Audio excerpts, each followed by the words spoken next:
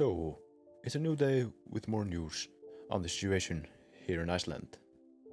New data came in and it shows that there's most likely a magma plume 2 kilometers below the surface around the area that's being watched, close to Fagradalsfjall. That is the area marked on the map. It is said to lie vertically below the area from Fagradalsfjall to Keilir. Here is a representation of how it may look like below the surface. The activity had been moving away from its original spot for a while, but has now moved back to the original area. The magma 2 kilometers underneath the surface do not seem to be moving rapidly upwards through the surface, so again, we do not expect an eruption in the next hours based on the current situation. But what about the big earthquakes? Where are they at?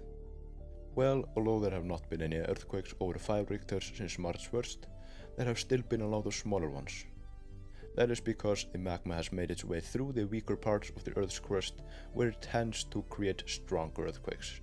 But back in February, when no signs of an upcoming eruption were to be seen, there were signs of possible series of larger earthquakes to hit in a well-known spot, and we are talking about over 6 Richters in scale. Could that still happen? Well, there's a chance, and there are some evidence pointing towards it. You can see from this chart all the earthquakes and what time they struck. You can see that there have not been as big or nearly as many earthquakes recently, like the days before. Well, this could be signs of that the big earthquake is about to hit, as it was suspected that the earthquake activity would slow down to make room for the area in Iceland that produces the largest earthquakes, Brennisteinsfjöll. There is a pattern for these earthquakes, and they are said to hit roughly every 50 years, and we are now right in time for one.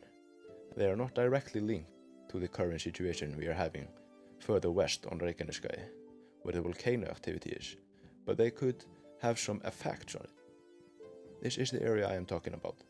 These mountains are close to a lot of towns and the capital itself, and is well known for being the location of where the largest earthquakes in Iceland come from. To sum this video up, there were some new simulations ran with the latest information and show that there were a few possible locations where the volcano could erupt, and one of them is under the Blue Lagoon. That could be interesting. And here is a nice view of the area with some of the weird names and the origins of the larger earthquakes. That's going to be it for today's update.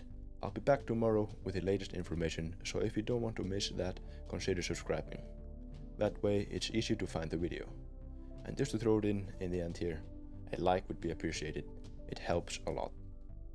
Thanks for watching.